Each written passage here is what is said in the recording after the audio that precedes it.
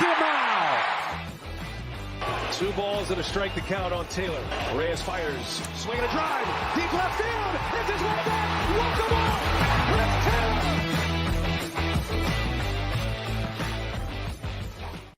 Hi, everyone, and welcome into DodgerHeads Live, presented by DodgerBlue.com. My name is Matthew Moreno. Joining me is Blake Williams, our managing editor. A little bit of an impromptu, unplanned live show. Blake, I know you and Jeff are going to be on tomorrow night, our usual Sunday night. We're kind of mixing and moving people around a little bit.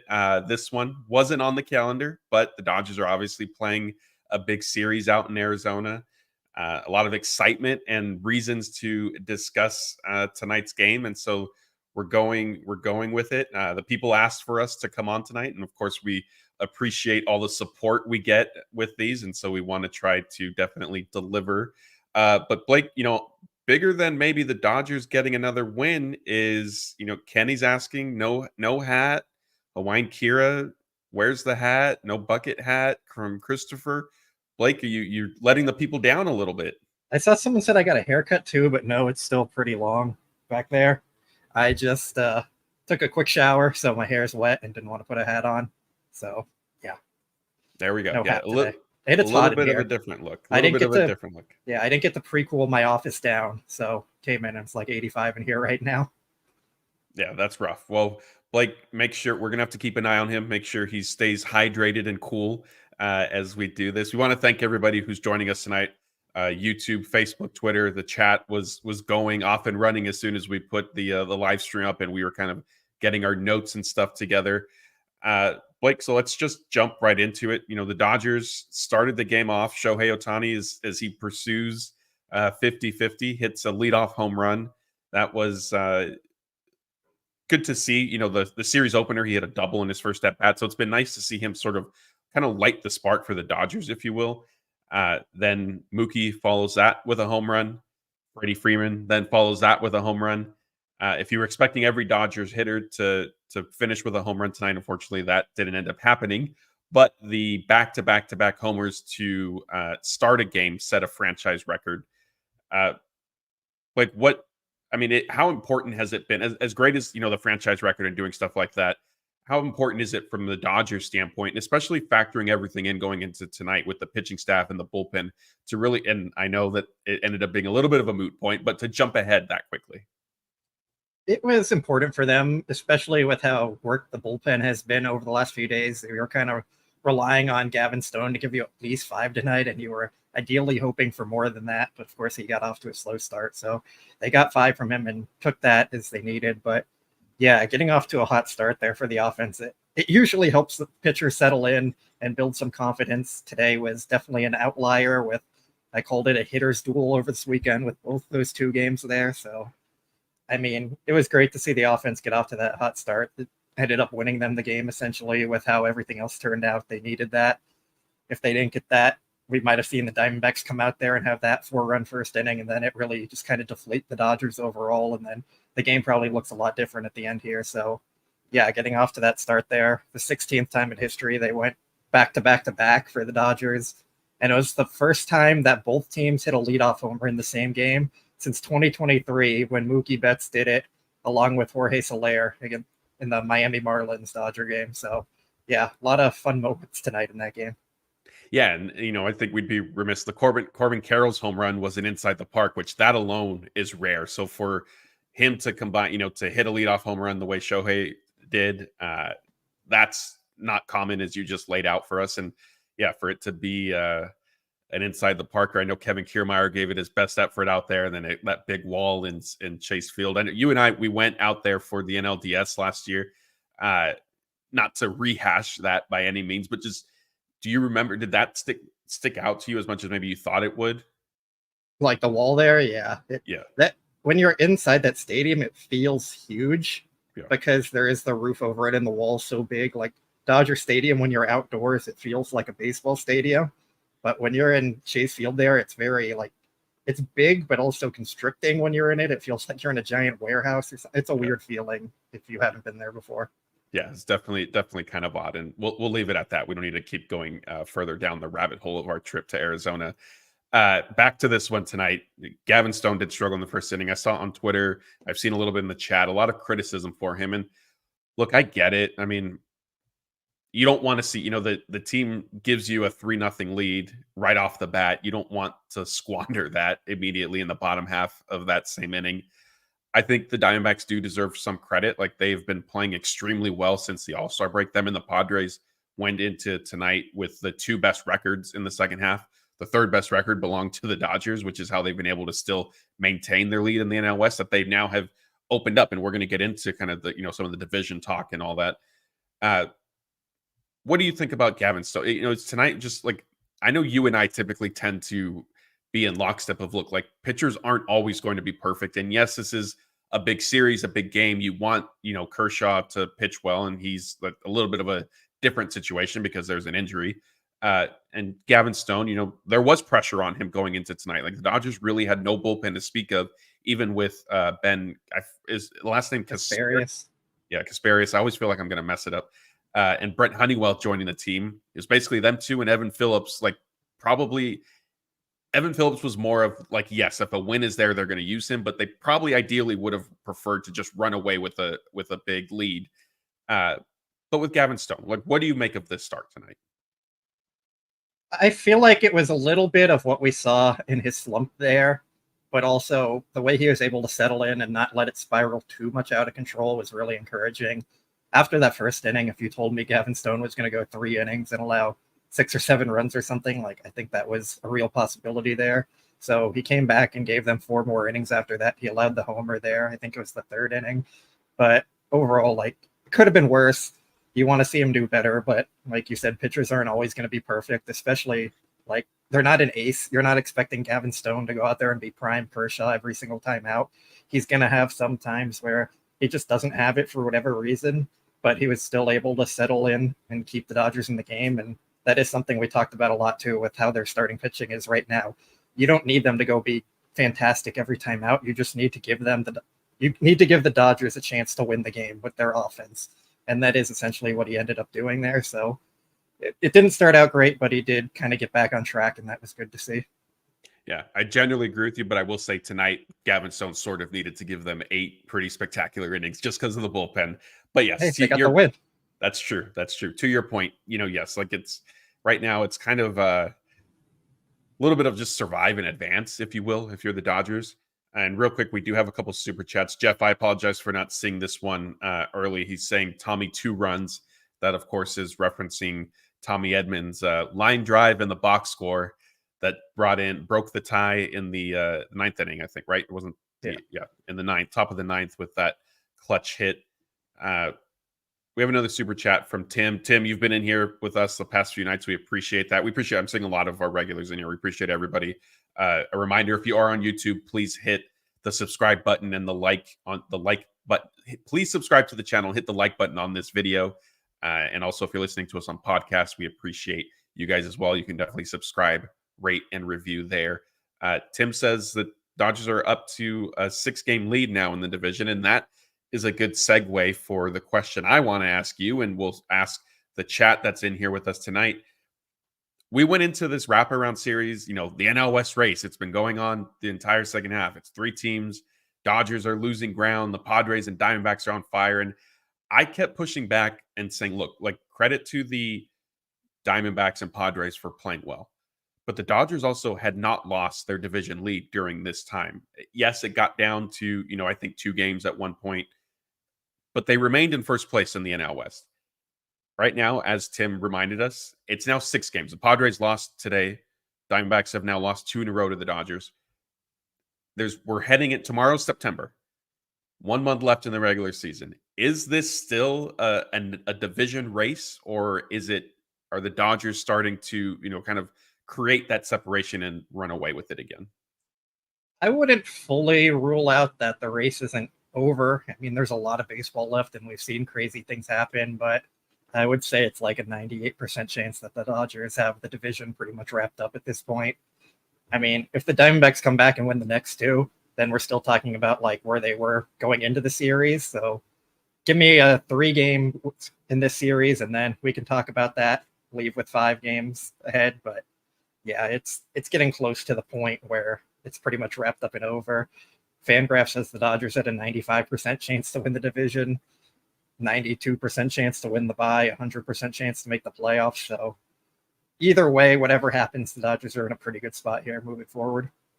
Yeah, and it's been. I do agree. Like there is certainly plenty of baseball left, and the fact of the matter is the Dodgers are still dealing with a lot of injuries. I know Tyler Glasnow, there was an encouraging update with him, but he's also not back. And as much as this wraparound series is sort of presenting a little bit of a challenge for the Dodgers on the pitching front, like with their bullpen, once they get through this, like they do need to, the rotation needs to be sorted out a little bit.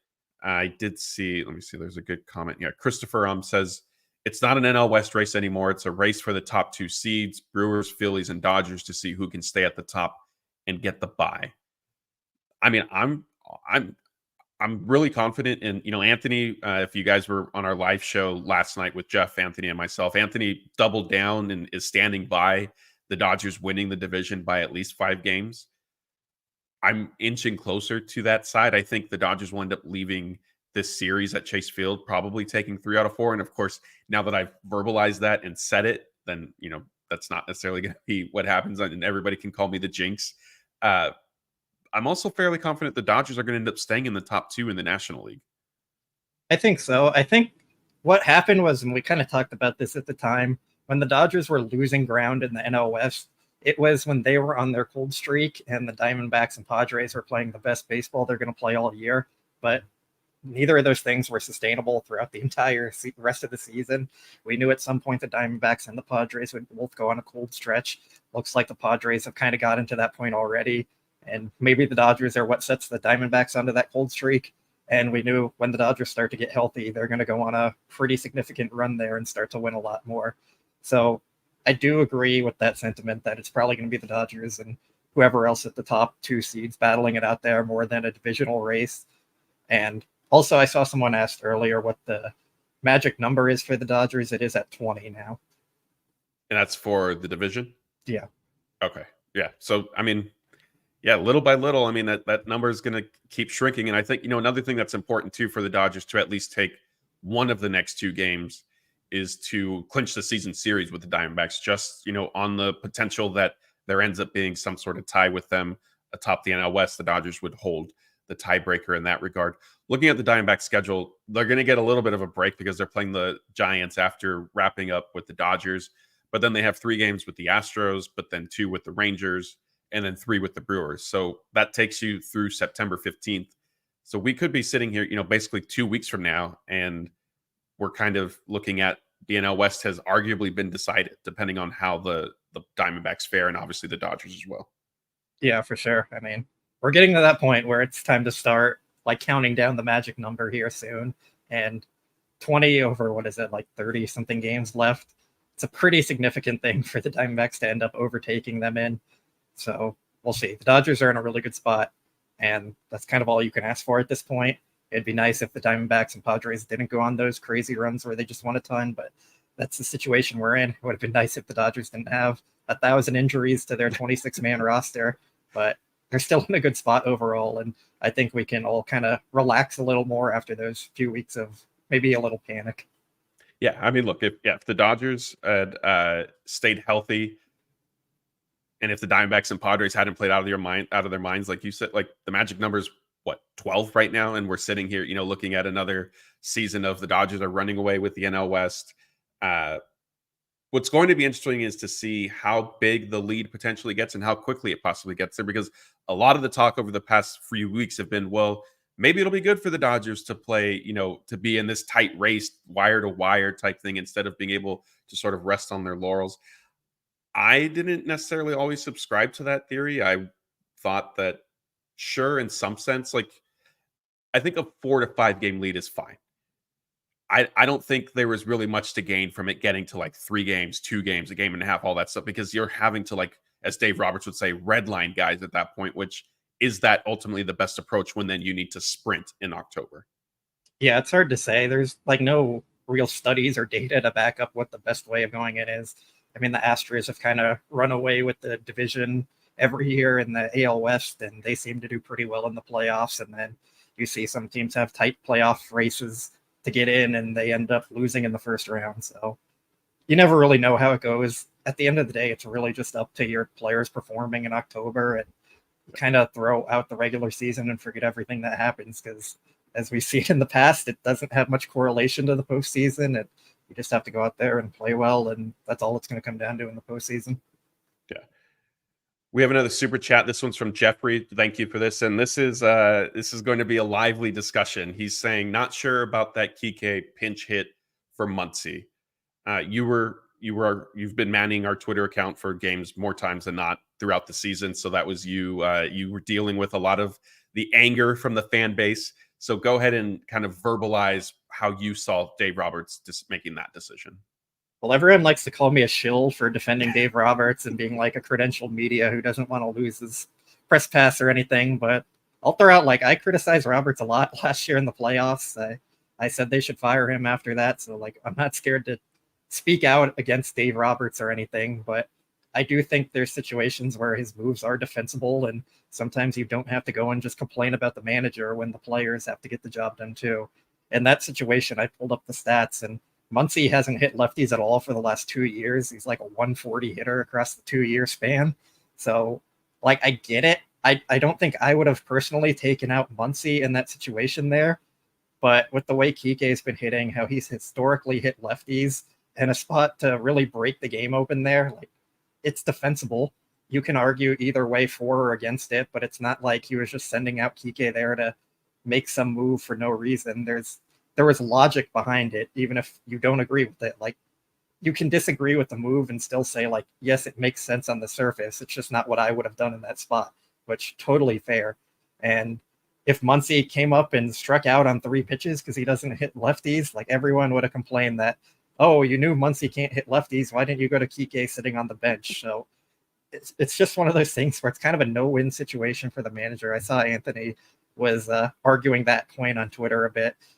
And, like, I would have left Muncy in. He was playing well. But on the other hand, you can argue he was playing well because they put him in spots to succeed instead of facing a very tough left-handed reliever when he doesn't hit lefties historically well. Like, it makes sense. And you can debate either way. Should he have not have done it? There's a chance to break the game open. If Kike comes through with a hit, we're praising the move, and then you get better defense at third base. So it makes sense. But yeah, taking out one of your better players is always a tough decision either way. Yeah, I think you articulated that well, both, I mean, on Twitter and here. I agree with you that there is enough, like, kind of, well, here, let me pause my thought. We have big news for everybody. Breaking. Anthony, he's back to tell everybody that the Dodgers are running away with the division. They didn't listen to you last night. Yeah. Hey, we called this in the midst of the not so great baseball a month or so ago. Yeah, I wanted to hop on tonight. I was excited watching that game, man. You know, the win last night was big. They put themselves in, you know, not a great situation roster wise and pitching wise. This is one of the most enjoyable wins from a fan perspective for me personally that I've watched this year.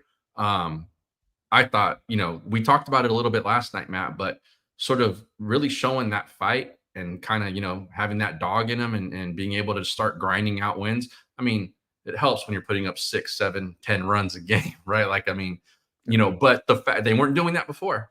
And so, you know, I think the fact that they're sort of patchworking these things together and the pitching's giving them just enough, you know, given their situation, it says a lot. I think there's some character here to build upon.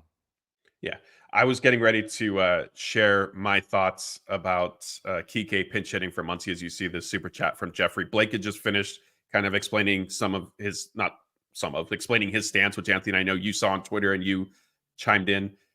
If people in the chat watching this now with us or listening on podcast after the fact missed that, where did you land on that decision that Dave Roberts made? Sorry, I lost it. I lost you just for a second. Sorry about that. Where did you land with the with Kike pinch hitting for Muncy? Yeah. So I heard you guys talking about that a moment ago. I thought it was a defensible decision. I wasn't like screaming at the TV, you got to hit with Kike here. And then when he did it, I wasn't screaming that, like, what are you doing? The numbers make sense there. I know there was a lot of discussion about feels and vibes tonight with on Twitter. And so, I look, Dave manages on those feels and vibes a lot more often than I think people realize. And when he does make a numbers based call like he did tonight, hitting Kike for Muncy, and it doesn't work out, people scream. When it does work out, he obviously doesn't always get that credit. But you're not going to get every call right. And I think, we have to understand that. And the numbers are the numbers for a reason. So the more that you do things that are in your favor, the percentages of you being successful go up. Now, does it mean every time it's going to work? No. Will Smith was hitting balls in the triple digits exit velo for 2 weeks before it paid off. You know what I mean? So it doesn't always work right away. But I had no problem with the pinch hit there because Kike has been better against lefties than Max has. And, Dave thought in that situation, he gave them a better chance to succeed than Max did. And, there's plenty of evidence to bear that out, at least in the last month or so. Yeah. What I was getting ready to say when you jumped in, and thank you again, Anthony, for joining us. I know this wasn't planned for anybody, so we appreciate you accompanying Blake and I. I can understand why that decision was made, as you just explained, as Blake explained. Like, yes, there's a reason that Muncy has historically struggled against left-handed pitching, this and that. And I know Blake said this, I don't know if I would have necessarily made that decision. I might have just left him in. I think Muncy's one of your regulars. You kind of just, stick with him, and whatever happens sort of happens. I think the other layer to this, though, is there's a very real possibility. Tomorrow's September 1st. It's the final month of the regular season. There's a very real possibility that tonight's at bat, Dave Roberts was looking at from a situational standpoint of Kike Hernandez is going to be on our playoff roster. He's going to be the guy we go to against a left-handed reliever in certain situations, whether it's pinch hitting for Muncy or Kevin Kiermaier, whatever the case may be. And so part of me believes that that's what Dave was helping also Kike sort of get ready for. And not that Kike doesn't have any experience doing that, but obviously, we've seen this in the past. The Dodgers spend the final month to 6 weeks sometimes, if they have a huge lead in the NL West, preparing guys for the roles that they're probably going to have in October. And so I think this landed a little bit there. All of that being said, like, I don't know if I would have done it. I might have just left Muncy in the game, considering how it was kind of playing out. But again, like, it's not, as you guys both said, it's not, oh my gosh, that was so egregious, fire Dave Roberts for that. Yeah, there's been moves where you can definitely say, like, Dave should be fired for that move, but this was not one of them. Like, you're setting up any pinch hitter to fail to begin with, because baseball is a hard sport. I think Agreed. A lot of people forget that. Like, the best players are hitting 300. That's a 70% chance of failing in any situation, and pinch hitting is even harder. So it's not like you're sending up Kike there on a 70% chance he's going to get a hit. You're doing it on a 30% chance versus 16% chance with Muncy or something like that. So, like, it's tough to be a manager. Like, moves aren't always going to work out. My thinking on general moves is, if you can back up the move with some piece of data or some reason why you did it, like, I'll be fine with it, even if it doesn't work out. For me, it's more of the vibes-based move where it's like you're just doing something to make a move with no logic behind it. Those are the ones I won't ever defend and don't understand at all. 100% agree. Yeah. And like I said, he makes plenty of those, and people get on him when they don't work. I mean, the thing is, like, and the Dodger fan base isn't alone in this. And so I'm not picking on our kin here. But every fan base in every sport is like this, right? If the manager or the coach makes a move and it doesn't work out, they get crushed. But yeah, the Dodgers are, they rely a lot on the numbers, and that's why you've seen over in the Andrew Friedman regime, you've seen a lot of platoon situations with outfielders, infielders, things like that. Because those things tend to work. Look, I think we have to understand that there's a separation between postseason success and regular season success. And the best way to try to manipulate postseason success is to build the best kind of team you can for the 162.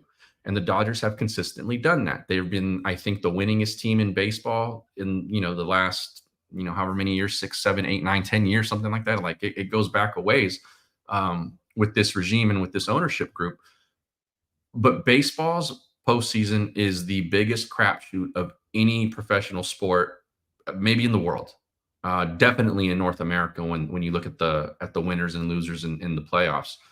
And so the success, I think, has to be measured during the regular season. I know we all want the rings and the parades, and I get that part of it. That's what matters. Like, if they don't win it this year, I'll be the first one to say, like, then the season's failure. The Dodgers are at that level. But it's not as simple as like, well, you did it in the regular season. How come you can't do it in the playoffs? It doesn't work like that. So the way I think you put yourself in the best positions to succeed are using evidence. And it's like Blake says, if you can give me solid reasoning for things, then I'm going to buy that decision. And even if it doesn't work out. And there are times where, I think it matters more on the pitching side, like about, do you leave a guy in or take him out? That's where the vibe stuff really starts to come in, because while guys might have numbers, how stressful has that outing been for him? Who's up right now? Like all of that stuff sort of plays in and starts to sort of push the numbers and stretch them and make them a little less reliable sometimes. So I think that's where it comes in a little bit more. But I'm with Blake. Like I said, if you can show me legitimate reasoning for the decisions that you're making, no matter what they are, I'm going to be more in your camp if you can do that than if you're just going, well, I thought he was okay or whatever. Like, you're in a position now with this organization and where they're at in terms of like their championship window, where these kinds of decisions have to be made with at least a little bit of backing by the numbers. And I thought tonight that's what happened. It didn't necessarily work out, but you know what? Kike's come through in those positions in the very recent past. And so I think putting him in that situation again, there was nothing wrong with it. It didn't work out tonight. It's baseball. That happens. Yeah. Like, was there something you want to add? Can we talk about how like Kike has always been the clutch hitter on the team? Like, everyone always talks about that. Like, that's a vibes move right there if you want to talk about it. For sure. Clutch hitting Kike. My references of Kike being clutch applies to the postseason. I mean, he has had some timely hits during the regular season. My stance is Kike is around for the playoffs because for whatever reason, and we saw it last year with the Dodgers, like you and I were out there for Game 3. Like, Kike came, he was one of the pregame interviews that they brought into the press room, and he said, I just enjoy these big moments. Sure enough, he went out and had, I think, a couple hits, maybe an RBI. I don't remember that, but he showed up and played. The Dodgers obviously fell short. The rest of the team didn't necessarily get going, but I believe that there are playoff performers. I know that pushes back against a lot of analytic stuff, and maybe that's more vibes than anything else, but I do believe in that. Real quick, TQT, who's in here with us a lot, is upset with me. Wants to know, what am I talking about? A close race in NL West versus the team right behind you is not the time to play around and test guys. I mean, one, I disagree with the notion that it's a close race at this point. I mean, the Dodgers are opening a lead, and even if they had lost tonight, it's 5 games instead of 6. 5 is still somewhat comfortable in my book. And again, I don't think Dave Roberts using Kike in a role that he potentially will likely fill in the playoffs, is like messing around and just doing something because he feels like doing it. I think you're trying to prepare. As Anthony just said, the Dodgers are evaluated, and TQT, I think you might agree. I know a lot of fans in here. Dodgers could win, and Blake, you and I have seen this. Anthony, I know you have. Dodgers could win 110 games in the regular season. If they lose the NLDS, what are we going to hear about the regular season? Oh, it didn't matter. Who cares about that? So if Dave Roberts is kind of trying to prepare for the playoffs a little bit, I don't see why that now all of a sudden is a huge issue. And I don't even think you were saying, Matt, that it was a test. It was just like, this is going to be his role at that time, and so you're putting him in it now. In August, he's crushed left-handed pitching. So it wasn't like, it wasn't so much a vibes move as like, this is the guy who's hitting left-handed pitching well right now versus a guy who is not. Yeah. Let's move on. Anthony, you didn't you weren't with us when we talked about Gavin Stone a little bit. Rod wants to know, Blake, we didn't get into this angle either, but Rod is asking, Stone was pulled after only 84 pitches. Are you surprised by that? Anthony, last night, you, myself, Jeff, we were kind of like half joking about Brusdar Graterol potentially needing to come off the injured list because the Dodgers weren't going to have any options. They clearly needed some length from Stone tonight. The first inning went how it went. He did kind of bounce back and give them some length. You thought that if there was a scenario of where Dave Roberts might try to save the bullpen, would be to push Stone an extra inning more than he normally would. We didn't see that tonight. I was surprised by this. What did you think? I think the two moves, sort of bled into this decision. They brought up two guys who were coming out of the bullpen to help. For whatever reason, if they were only able to make one of those moves, then they push him to 100, 110 pitches or something like that. But I think given those moves, they felt comfortable enough to take him out then, thinking that they had coverage, and probably in the back of Dave's mind, knowing that if the situation presented itself, they were going to use Phillips. Yeah. Blake, what did you think of Stone getting taken out when he did? I was a little surprised, just given the bullpen situation. But I think Jack Harris pointed out on Twitter that Stone hasn't gone more than 90 pitches in any of his last 5 starts because they're trying to bring his workload down a bit since he's up there in innings. And his first inning was very high stress. And even after that, he did settle in, but it was still some high stress moments there for him. So I get it. I was surprised, but looking back on it, it kind of made more sense. I might have pushed him one more just given the bullpen, but we could also be sitting here saying they left him in too long if they did that, and he gave up 3 homers, and we're complaining why they didn't take him out. Managing on vibes and feels. Yeah, so it worked out. It's not really something to complain about, but I get it. It was more to protect Stone, I think, than anything. Yeah. I thought they were going to leave him in too. I'm with you. But yeah, like I said, I think the fact that they brought up 2 arms, I think made the move a little easier for Dave to say, okay, we can pull him after the 84 pitches and go with what we got in the bullpen. And like I said, I think, even though they were probably trying to stay away from Phillips, if it was a safe situation, they were going to use him. Yeah, I agree. In a perfect world, they get a huge win tonight. Go ahead, Blake. What I did find funny is today on Twitter, all the questions were, why was Honeywell out there for a second inning after he had his first good one? But yesterday it was, why isn't Honeywell on the roster to go multiple innings? And more you're pushing Joe Kelly when you have Honeywell in the minors. So it's just some of those things you can't win no matter what. Yeah. Imagine how Dave feels. Real quick, Peter, I thought if you're still in here with us, I thought maybe you had a super chat, but I'm not seeing it now. So I apologize. Here, throw it up. Okay, there we go. For some reason, it wasn't showing up. Thank you. Peter wants to know, with all the injuries to the bullpen, do you think the Dodgers would use Ohtani as a closer or pitcher this season? Blake, you've been at the stadium for us all year long, getting all the accurate injury updates that we then get to write about and talk about. So Ohtani pitching at all this year, what do you think? No chance. They have been very adamant about that. Brandon Gomes, the general manager, has come out and said no chance. Dave Roberts has said no chance. They're not going to risk him this year. He's still rehabbing. They're not going to rush him back. Let him focus on DHing, get his 50-50 season, then focus on performing in the playoffs. They're not going to have him come back and go through the rehab process to get built up in time. It's not happening. No. Yeah.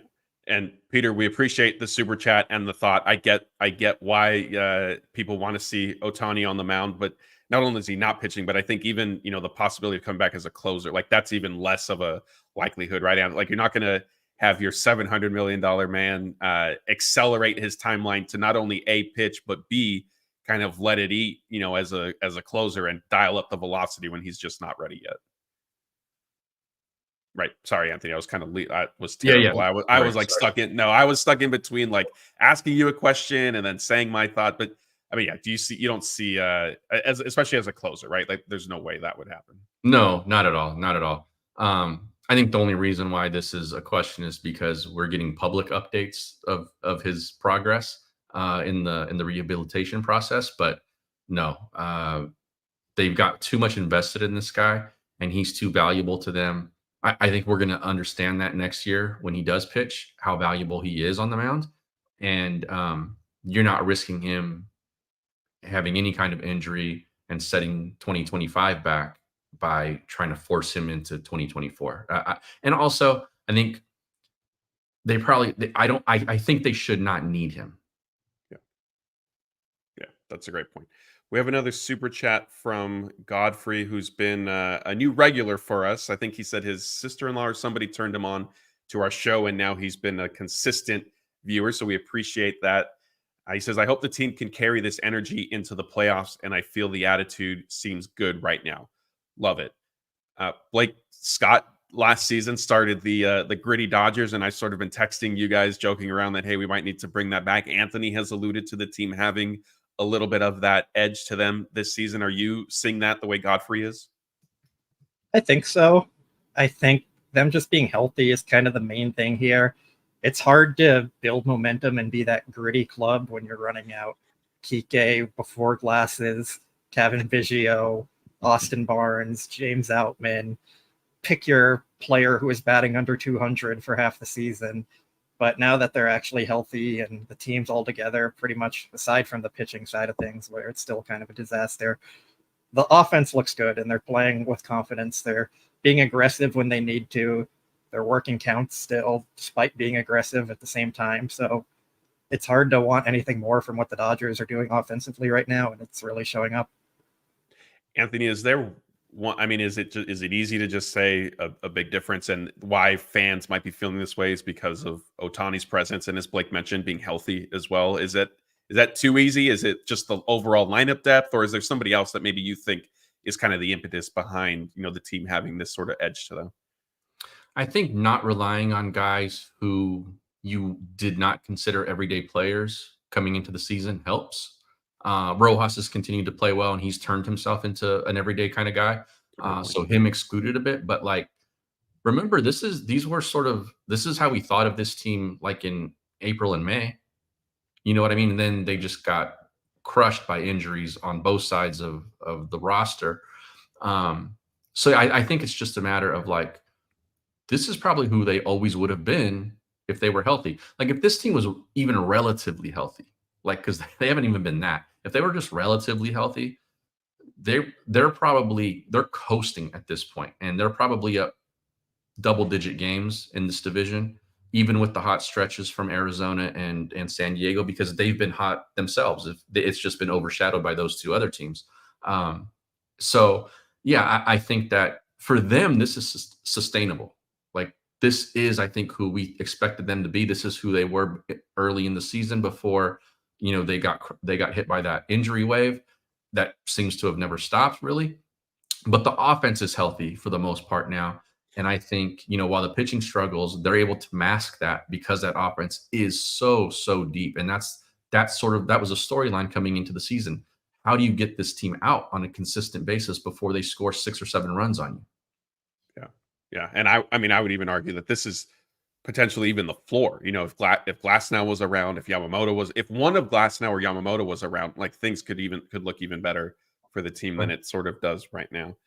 Our next super chat's from Carlos. Not a question, but it's just a comment that he's enjoying Ohtani being able to play meaningful games this time of year. Yeah, I know that there've been a lot of different Angels jokes. The bots haven't fully been updated on the fact that Ohtani is playing for the Dodgers now. We're still getting some optimistic Ohtani tweets and appreciating what he's accomplishing. And then it says for the Angels. And so, hopefully Elon can get his tech guys into solving that. I think he fired all the tech guys. Okay. Maybe that explains it then. This super chat's from Hawaiian Kira. She's saying, thank you for the Saturday Night Live show. Ohtani 44-43. Maybe this is Hawaiian Kira. Thank you. And thank you, everybody who has joined us. We're up to over 1,800 people on YouTube, Twitter, and Facebook. Blake let me know that there was people tweeting him during the game asking if we were going to be going live, and so I said, yeah, I'll do one with you. And then I saw Anthony in the chat, and I sent him a text and said, hey, you want to hop on with us? You're always welcome. And he did that. So thank you to everybody who's with us tonight. Blake, do you think Ohtani finishes at 45-45 in the next 2 games? I'll say yeah. I think like Ohtani goes on his hot streak runs where he hits 10 homers in a week, and it seems like he's on that right now. So I'm pretty confident in the 45 homers. The stolen bases kind of seems like a challenge now because it seems like every time he's on first, Mookie ends up doubling or something and doesn't allow Ohtani to steal. So that might be the tougher part there, but I mean, a bad teammate Mookie is. Know, right? Come on, stop then, hitting like, doubles. Freddie right behind him, driving him into, like, it's tough. So I'll still say yes because Ohtani is Ohtani and nothing he does is surprising anymore. And that puts him in a great spot to get to 50-50.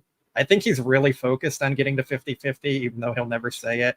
If you go on his Instagram, he's always sharing the highlights of like MLB's 50-50 tracker and all that. So he wants it. He's going I like him. Anthony, where do you see give us your totals for Ohtani after these next 2 games? I'll say 45-44. I think he'll be just under on the stolen bases.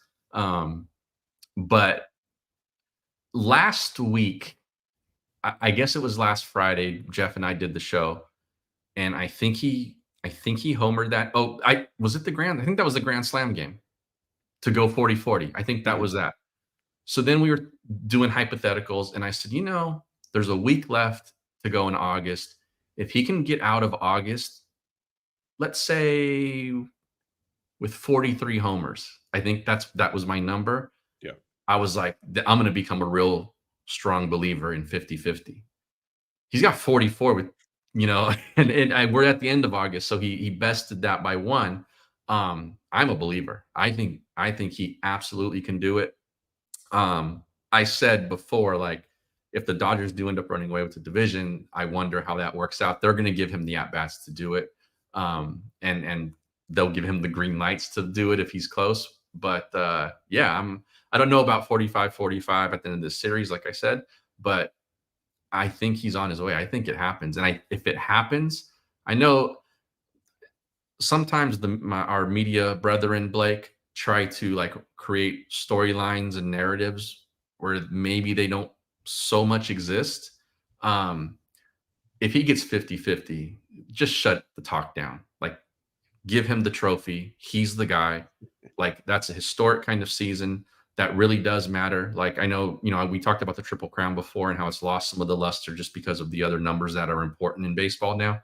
But 50-50 is one of those big milestone kind of numbers. And look, if he were hitting 225, if he had like a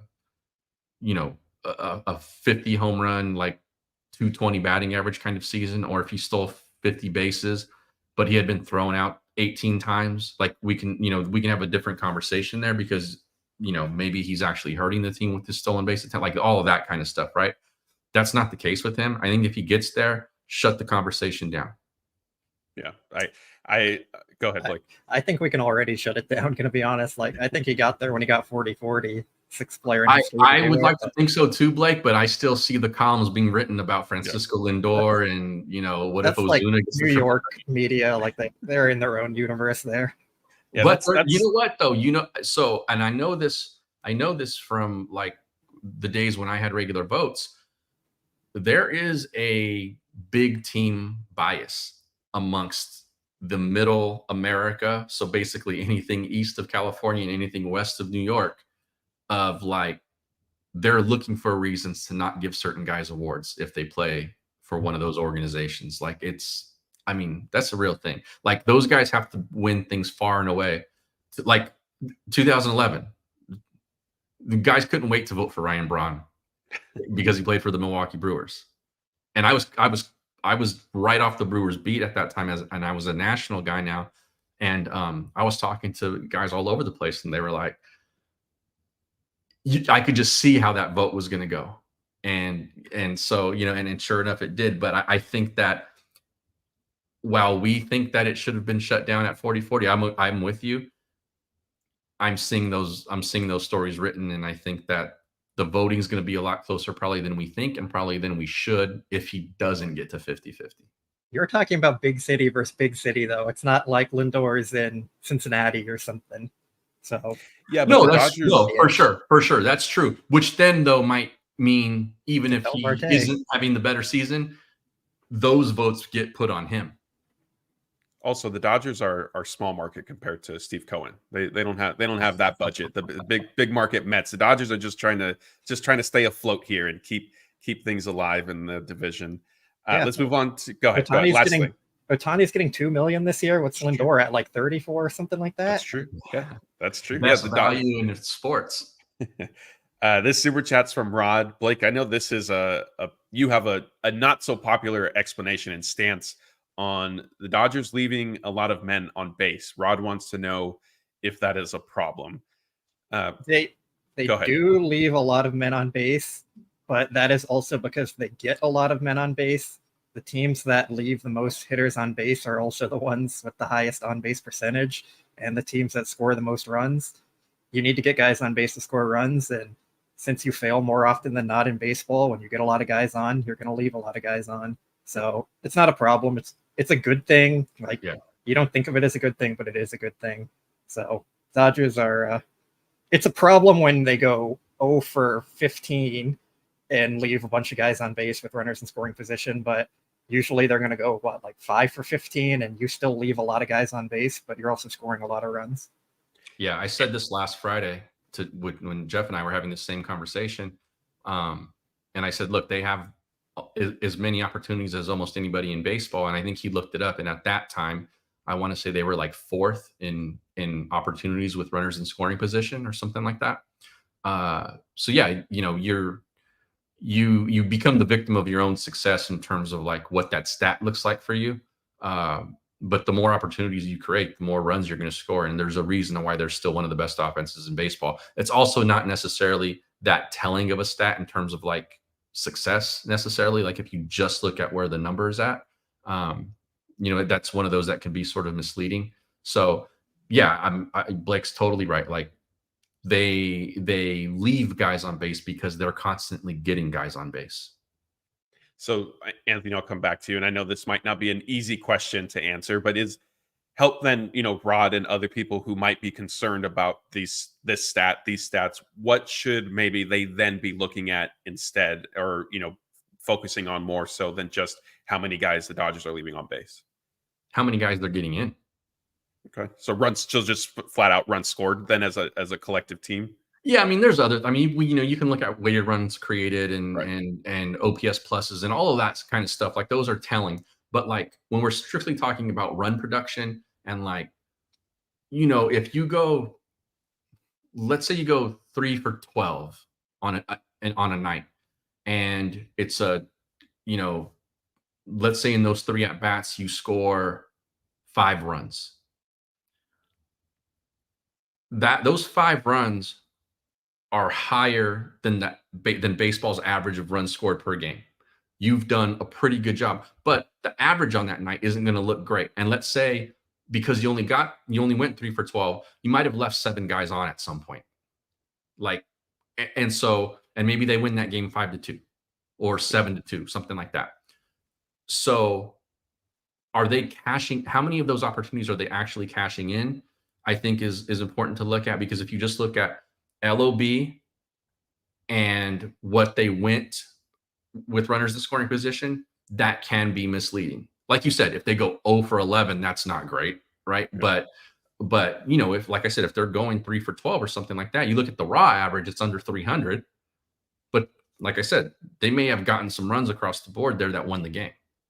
Yeah. Blake, anything you want to add to finish this computer ball topic?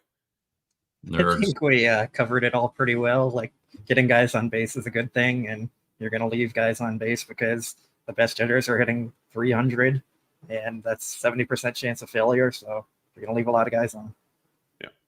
All right. Let's look ahead to Sunday's game. If you haven't been paying attention, it's only on Roku, so everybody's going to have to stream it. There's no Sports 10 LA broadcast. You will be able to, I guess, listen to it on the radio if that's what you prefer to do.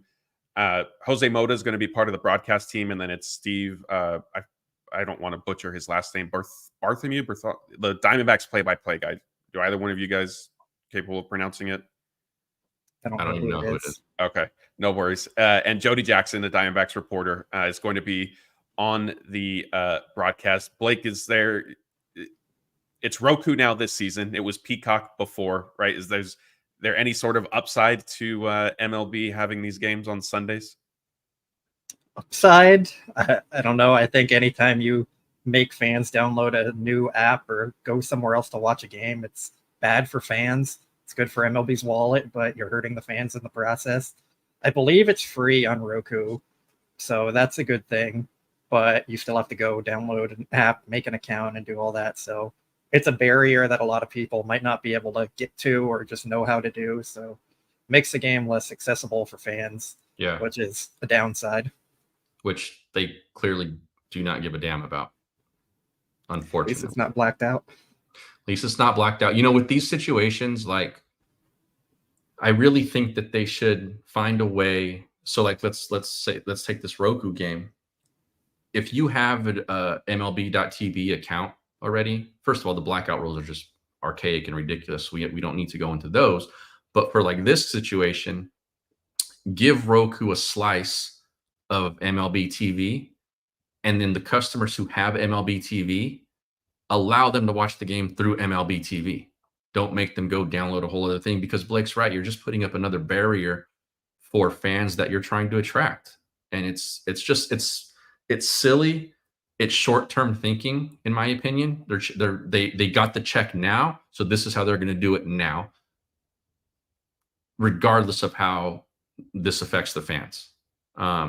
You know, I've heard talks about like kind of relooking at the blackout rules and things like that, but like they keep throwing up these walls, you know, every opportunity that they get, and they're probably just going to get worse the more live sports become the most valuable property on television.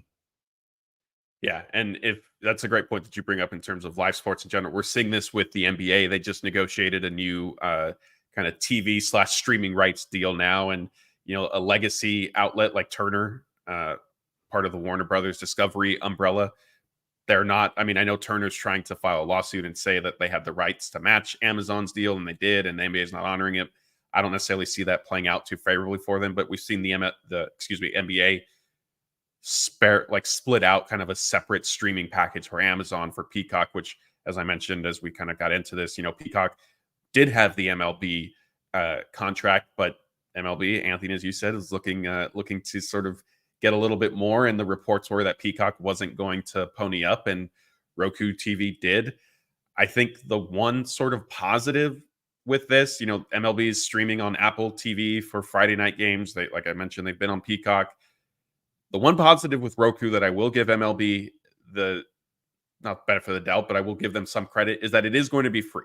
So as much as there is the nuisance of either needing to download the Roku app, and we're going to have a guide up for everybody on DodgerBlue.com, so definitely check that out as you try to find the game Sunday afternoon. At least it is free, you know, because I think it's always worse. You know, with Apple TV, they've been running promotions where you could get, you know, free months at a time, or if you bought a new device at some point, you get that. With Peacock, I think initially it might have been free, but then you needed to have one of their paid subscriptions to get to access to the MLB games. And so that to me is like the biggest, when they do stuff like that, I'm really like, man, come on, like get out of your own way type thing. It's the story of Major League Baseball for decades at this point. True. Blake, you're of the streaming age. I'm surprised that you're not on board with just being able to watch the games online instead of a TV. If there was just one app that worked for all of them, I'd be totally behind it. But when you have to go to 7 different apps to watch games throughout the season, it's just too much. And I think for a lot of fans in general, like not everyone has the capability of doing that, whether it's financial reasons on downloading multiple different services and subscribing, or you don't have like the product that you need to stream, or you just don't know how to do it. Like there's a lot of barriers in it. So I'm not going to get on board with that. I think they should be making baseball as easy to watch for everyone as possible. Yes. And that's how you grow the game. You don't do it by locking the games behind some other subscription that you need to go out and get now. Like if you pay for MLB TV, you should get every game. It's that easy, but they don't do that. They prefer to make their 17 different TV deals so they can make money from every different provider, and it hurts the fans in the end.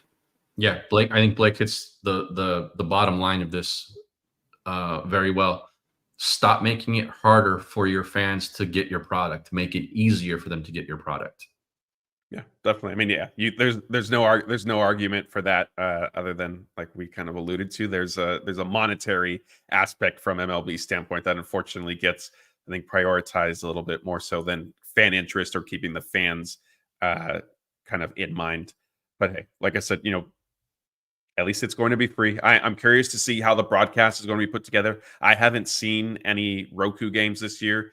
I guess we can knock on wood that this is going to be, I think, the first and last for the Dodgers, at least for this season and for future years. We'll have to see kind of how that unfolds. But a reminder, Sunday's game is only available on Roku. DodgerBlue.com will have a guide up for you guys. So after you're done watching this, if you're not 100% sure on how to find it, definitely head over to our website and we'll sort of hopefully walk you through things as easily as possible. All right, let's get into some questions here for the next 10 or 15 minutes. Just a reminder, just start it with the word question in all caps. It makes it easier for us to pick it out as we're scrolling through. We did have a super chat a few minutes ago, so let's start with that one. Graham Farmer says 47-47 historic. He would be leader of the club. He is obviously talking about Ohtani. I have to go back and look at everybody's specific numbers, but I will say Ohtani already is historic because he's the first player to ever reach 43 and 43 home runs and stolen bases in the same season. So he's kind of making history with each home run and stolen base after that.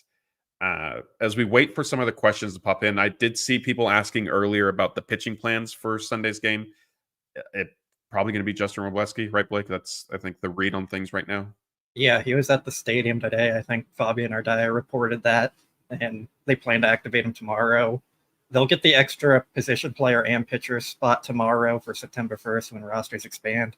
It sounds like Andy Pajes is going to be the position player they call up, and it'll probably be Robleski as their pitching player. But, I mean, they could also make another move and send someone down, like Honeywell could go back down, or Kasparius could go back down just to get another arm to help keep their bullpen a little more fresh.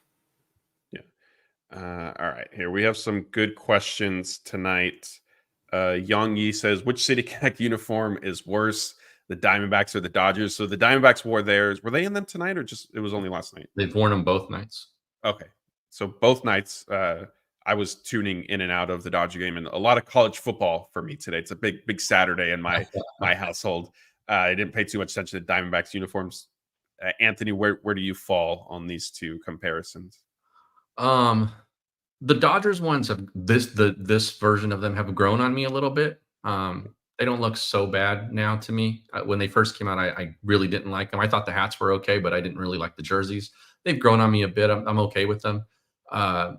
Arizona's, I like the scent, like I like the effort with like the Spanish and playing with their fan base that way. Like I like that part of it, but the jersey itself is just hideous. Like it's hard to look at. I cannot stand it. I actually almost tweeted that last night, but I couldn't find a good picture of it until like I didn't care anymore to do it. So I think that neither is like a big winner for me, but by far Arizona's are worse than the Dodgers this year. Blake, you covered the big Dodgers City Connect event for us that the Dodgers Foundation put on and I don't want to say that mockingly. Like it was a great event for the community and kids getting to play in them. And Jason Hayward was there. Hayward was a big Dodgers uniform guy this season. They had him do the video in spring training saying why the new design was so good. And even though a lot of players were complaining, there were a lot of jokes that Hayward was locked in a closet and forced to basically read off a Fanatic script. Then he was at the Dodger City Connect event, and then his bobblehead this season was in a Dodger City Connect uniform. Blake, did you come around? Because that seems to be a popular opinion. I don't hate them. I wouldn't say I came around on them. There's still just some design choices that I can't get behind, and I think that just ruins it for me. Like the 09 instead of just 9 or 05. Yeah. I don't like the names below the numbers. I feel like that's just pointless. I wish they would have moved the numbers down from like the shoulder to where they are on the normal jerseys on the front of them. Like, it's just little stuff like that that just kind of ruins it for me. If they made those changes, I could see myself liking them a lot. But I guess my unpopular take here is I do like the Diamondbacks ones. I think they're fun and different. Like, they're supposed to be a little stand out and not like, I don't know. I like the color. I think it works for Arizona. I like the snake is like the lettering for the S. I don't know. It looks like they had white uniforms that were cool in that design with everything else on it, and then someone peed on them. Yeah, I'm indifferent to kind of both. I mean, I think they're both just kind of average. They have their pros and cons. I will say this about the last two versions of the Dodgers. You play in an area that has so much culture and recognizable monuments and just things like that to choose from to use in designs. And the first one, like, you can tell me all you want, like that the sleeves were a tribute to LA's graffiti art scene, which that would have been cool. That was not it. Yeah. And then this year, I just don't understand. You know, I know we've seen the descriptions. I just don't understand how they pay tribute to the. Well, yeah, this year it has the font from the LA Coliseum and the stars of the city of Los Angeles and the Dreamer and being so bad. If you have to explain that to people who live in your town, it's not a good design. Yeah. All right, here real quick, but we have a lot of questions, so we definitely want to get to these. Darren did a follow-up. Can please explain why the numbers are cut off on the City Connects? I can't get past that. There's no real explanation. I think that is just part of the kind of the design elements that Blake was alluding, or is there, Blake, a reason? I thought it was like a space kind of design, like when the moon has its shadows on it, or any planet when they get the shadow on it. Like, I thought that was designed. See, we're not Houston, with the space. But we're not sure. Yeah, and we're not even sure if that is the case. All right, that's enough City Connect. We did a whole video for it when it came out, but we appreciate the questions. I did see. All right, let's move on to here. Ederico says, "Is it clean look Saturday? Our three hosts look slick and nice today." Apparently, we haven't been bringing it enough for our other live shows. We've been slacking. Ederico wants to know, how will Dave Roberts manage the pitching situation with all these injuries? Unless you guys have any significant burning opinion to share, I'll just sum it up with he's going to manage them the way he sort of has been. Whoever's available that night, they're going to just keep piecing it together. As I mentioned, Justin Robleski's probably coming, or Blake mentioned, Justin Robleski's probably coming up to start on Sunday, and then Jack Flaherty on Monday. And so hopefully the rotation sort of gets back on track at that point. And maybe you get length from one of these two guys. I think how it worked out tonight, they were able to hopefully reset some of the relief pitchers. But yeah, I mean, it's kind of just touch and go, sort of survive and advance. Yeah, I agree with that. Here, Paul Gutierrez wants to know, will Glasnow or Yamamoto be back first? Blake, you want to answer this one? Seems like Yamamoto, because he's already on his rehab assignment, and Glasnow still needs to go on his, but you know how these things go. They're never straightforward and easy, so yeah, we'll see. Yeah, based on where they are now, Yamamoto is going to be scheduled to come back first. Knock on wood that stays that way. Related to that, Scooter's asking, do you feel optimistic after hearing the Glasnow news that he's confident in coming back? Anthony, what do you Glasnow said today before the game that he thinks he'll pitch, that he knows that there's not that much time, but he's played catch now 2 days in a row. He's feeling better. And that, yes, as Scooter alluded to, like, he did say he is confident. Yeah, I mean, that doesn't do anything for me. He's the guy who said that he could have started on that Saturday before when he went on the IL, and that he didn't know why they put him on the IL. So, I'm not really listening to him. It's hard. You can't always listen to the player anyway. But what makes me feel optimistic is now it feels like he's starting to progress. Yeah, I agree. All right, here we have a super chat. Another one from Godfrey. Thank you for this. Says, why don't the Dodgers wear the blue jersey? I'm assuming this might be either maybe the spring training blue jersey, because I know that was when the City Connect program was first announced. I know people thought and hoped that the Dodgers would do something like that, or back in the 90s, I think late 90s, mid 90s, they had the blue was kind of silver piping and stuff on there that were popular. I'm not really sure. Yeah, I assume he's talking about the blue tops like that they do wear in spring training sometimes. I like those. Yeah, I like that look. The blue top with the white pants, or even on the road you can wear them with the gray. I would be for that. I assume he's not talking about the first version of the City Connect uniforms, but yeah, I've thought for a while now that they should implement those. Yeah, David. Oh, I lost it. I can't find it now. But David Sabatini, who's in here with us all the time, was asking if Ohtani falls short of 50-50. Like, do you think there's one that he's most likely to fall short in either home runs or stolen bases? I think maybe home runs. Home runs. But I think he's hit enough of them now that he's not really going to be pressing like late in September, so he probably ends up getting to it. But I still would guess home runs out of those two. I'd say stolen base. Just throwing that one out. Okay.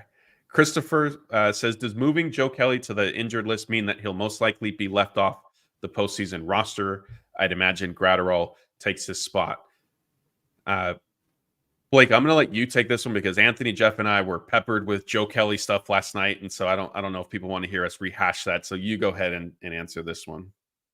Yeah, I don't think Joe Kelly is going to be on the postseason roster. I don't think it's really related to the IL stint either. I just think he's not one of their best options that they could put in the bullpen, and they probably won't go with him because of that. They might have to end up putting a starter in the bullpen, which adds another option down there. And of course, this is all going to depend on who's healthy, of course, and all that. But I just don't see what Joe Kelly's actual role would be other than maybe come in and eat innings when they're up by a ton, or freak you out if they're in a close game when he comes in. So, yeah. GI says not going to happen at least this year, but can they even bring in Ohtani as a reliever if he's in the lineup as a DH? I know the Ohtani rule only covers when the starting pitcher is the DH. I'm going to hide this just because it covers up a lot of Anthony. I don't know. Do either one of you guys have an insight on how that would potentially work? I think he could enter as a relief pitcher, right? I don't think that would matter. Or I guess does it, because then he wouldn't be able to keep DHing if he only pitches one inning as a reliever. I think you would lose the DH, but I also don't think there's any world where the Dodgers are going to use him as a reliever necessarily. Right. Like, if he's not going to be a starter, they're just going to have him be a hitter full time. So I don't think it matters all that much for them. Yeah, I think that rule applies either way, because regardless if he's coming in as a reliever or as a starter, it's the pitching spot that you're filling in. You're using your hitter to be the pitcher, basically. So I think the rule applies the same way. Rod wants to know if there's such thing as a clutch hitter. I think I know where Blake stands on this. So Anthony, I'm going to you just so we could hopefully keep the show not biased at all, but slanted towards my stance. I think people define clutch differently. I don't think there's a clutch that exists, no, but there are the high leverage numbers that you take during the 6 months of the regular season, I think do matter. And I know that people don't always see those as quote unquote clutch, but I think when you look at clutch, the sample sizes, even if you tried to quantify it, are too small in those particular situations, because that circle of the Venn diagram is very, very tight. But I will say that certain guys don't get rattled in those kind of moments. I wouldn't necessarily call them clutch, but I don't think that they shrink away from spotlight when it's on them, is the best way I can put it. And to me, that's the start of being a good, performing well in high leverage kind of situations. So TLDR, no, I don't think there's such thing as clutch, but I think guys who perform at a high level in high leverage situations all season are the guys who you're probably going to be most comfortable with in big spots in October. All right, that sort of backfired on me. It did circle. It did circle around a little bit. I'm not even going to go to Blake because it's just going to take us further down the rabbit hole of no clutches. It was pretty much the same answer. So let's move on. Is where I stand. Bob wants to know, what are Shohei Ohtani's nicknames? He's including Emperor of SWAT. I have not heard that one at all. I know people, mainly women, have referred to him as Showbay. He's been called Show. He's been called Showtime. Anything else Unicorn? jump out to you guys? Oh yeah, Unicorn. I don't know, Anthony. Anything coming to mind? Anything other than that? Go. Yeah, I think the Showtime one really started when he signed with the Dodgers. Show for short, but that's not really a nickname. I know that's what a lot of the players have called him. Unicorn is probably the one that like has been most out in the media, I think. But yeah, other than that, I don't know that he really has one that's really stuck as like, like a nickname that he's known by. You say the nickname and everybody knows who you're talking about. Yeah. I like this. Oh, sorry. Go ahead. Show PS. Yeah, that works. Speaking of nicknames, Blake, did you see? Was it on Twitter last night that people? I can't remember if it was Twitter, if I saw it in our chat. So maybe you can help me. That they're starting to call Anthony Rubber Banda because of how much he's pitching. I haven't seen that, but it's kind of clever. Yeah, I've seen a lot of like Banda Express, which Toribio coined that one. Yeah. I've seen Kung Fu Banda. Oh gosh, that one's good. Yeah. All right. TQT has a great question, because I did see MLB put out the bracket earlier today. It says if we stay at the 1 seed, we will most likely face the winner of the wild card series between the Diamondbacks and Padres. Both teams play us so tough. Arizona is even giving us a fight without Marte and Walker. Any chance you'd rather have the 2 seed? And TQT, I'm only taking your comment down again just so that we don't completely cover Anthony. Blake, are you worried? Do you worry about kind of trying to manipulate playoff seeding in that sense, or you just shoot for the best record, not only in the National League, but the Dodgers also are aiming for the best record in baseball, which would give them home field advantage throughout the World Series? I think that's the one I would care about more. I don't think it matters as much on the NL side with who you're going to face in the first round or anything.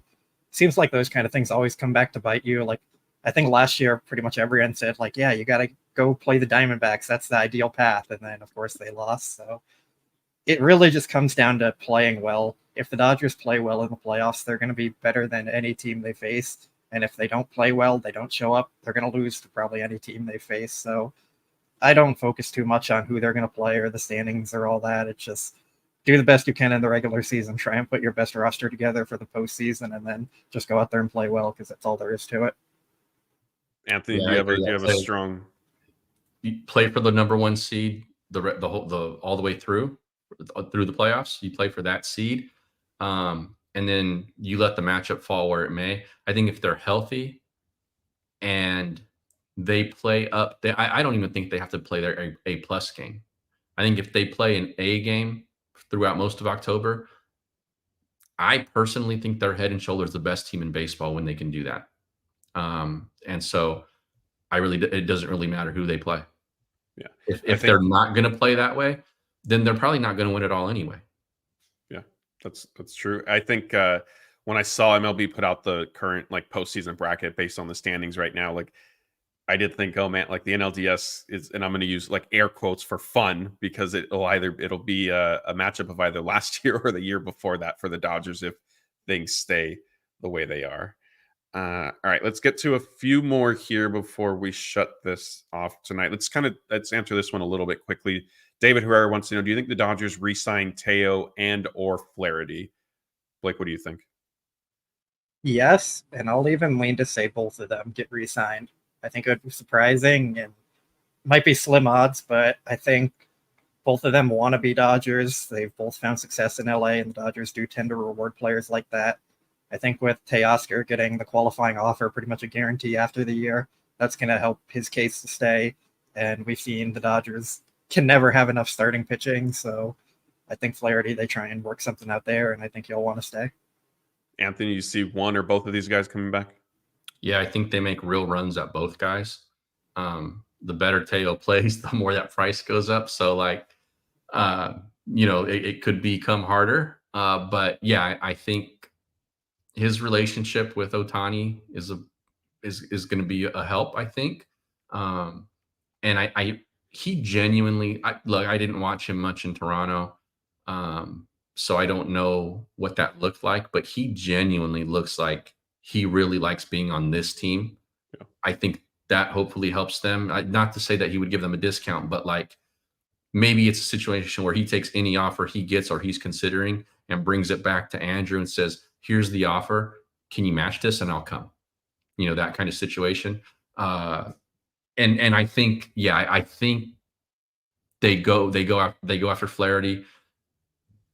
If I had to choose which one's more likely, I would say Flaherty, just because I think Hernandez is going to have a whole bunch of offers to choose from. All right. Yeah. Fortunately, I guess it's already September, so we don't have a whole lot more waiting, but there's definitely a lot to sort of happen before we get to that.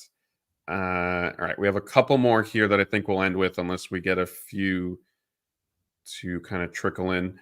Jason is addressing, he's saying, good evening from the Rocky Mountains of Southern Alberta, Canada. This is for Blake. He wants to know if this is the best 1 through 9 Dodgers lineup in the last decade, and if not, which team was better? I think it probably is, just because Shohei Ohtani is the best hitter they've had during that time there, and it's not like Mookie and Freddie are all that bad either. And I would say, like, where's the out in their lineup? Where's the easy hitter? Will if you Smith. Put in a backup, Will Smith. But even there, like, we count on him more so than, like, say, Yasmani Grandal when he was in the lineup. So I think, yes, I think that 2017 team had a really special lineup, but, like, they didn't have a Shohei Ohtani in it. They didn't even have a Mookie Betts in it or Freddie Freeman. Corey Seager was great, but he's not all three of them. I think 2021 was really good with Trey Turner, and Corey Seager was part of that group. And then what else did they have? They had Mookie for that year. And that was a pretty good lineup, but I think Shohei is just the difference maker in this one. Okay. Fair enough. All right. I think maybe we'll end with this one and kind of a little bit of a expanded discussion about bobbleheads. Mr. Classic wants to know if he needs to pay $18,000 for the gold Ohtani and decoy bobblehead. Blake, you were at the stadium that night. You got a bobblehead, not the gold one. There we go. Is Mr. Classic going to have to pay up?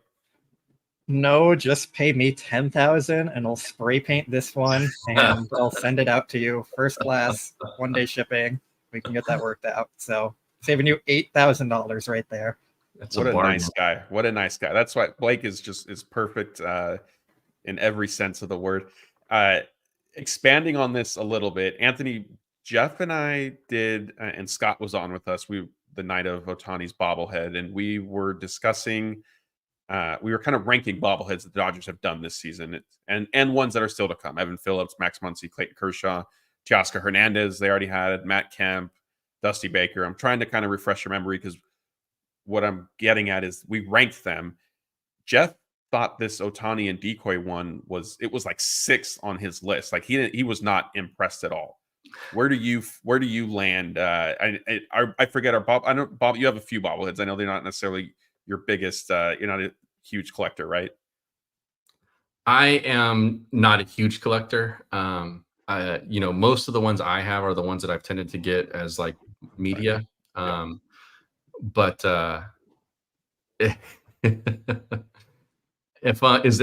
hold that up, Blake. The head on the dog bobbles, like that alone makes it the best bobblehead they've done. Yeah, and I think even without that I think the creativity of including his dog in the bobblehead, like, it wasn't necessarily my first one, just out of personal. I ranked the Matt Kemp one first, just because I thought, like, that was cool, like, to have somebody who was so beloved by the franchise come back. And to me, the pose that they have Kemp in, it's not necessarily from the games that he hit those two, the home run and then the walk-off double against Archie Bradley in 2018. But in my mind, I'm telling myself that that's what it is. And those games were fun to cover. And so it like moves up the rankings because of that. But I think, sorry, we cut you off, Anthony. I think the Ohtani and decoy one is definitely top 5 at worst. You just gave Jeff crap for ranking at 6. That's like not much higher. That's why, because I think needed to coax Jeff into moving it up his list to like six. Like he's not sold on it at all. And I have to go back. Like we'll clip the segment and put it up. And maybe I'm misremembering, but I feel like he was not like impressed. He had the first Ohtani bobblehead they did this season ranked ahead of this one, and Tyler Glass now ranked ahead of this one, and stuff like that. And so it was more of what his list was also. Yeah, I mean, I guess like what do those have? How do those stand out from like other bobbleheads would be my question.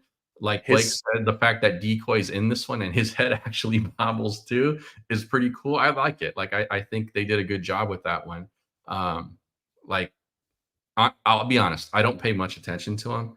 So I don't even know what the first Ohtani one looked like or what Glasnow's looked like. I saw Teo's because it was more recent and I saw it on social media. But like I couldn't tell you how those would stand out. Like, what do they do to those that make them so cool? They didn't. They are relatively mundane. Jeff's stance was that it was Ohtani's first one with the Dodgers. It was Glasnow's first one with the Dodgers. And he even put Yamamoto's ahead of this one because it was his first one with the Dodgers. It was more of like that stuff. But yeah, anyway, Blake, where does that bobblehead land on your list? This is Decoy's first. That's true. But also, go ahead, Blake. Number one, because it is the most creative. I think I've long wanted the Dodgers to be more creative with their giveaways. Like they did the one with Will Smith where he was literally just standing there. And that one drove me insane because like, what are you doing? You could do so many different things.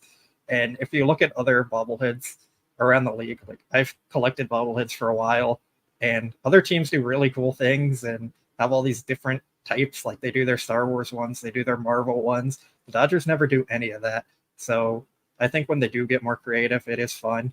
So definitely number one for me.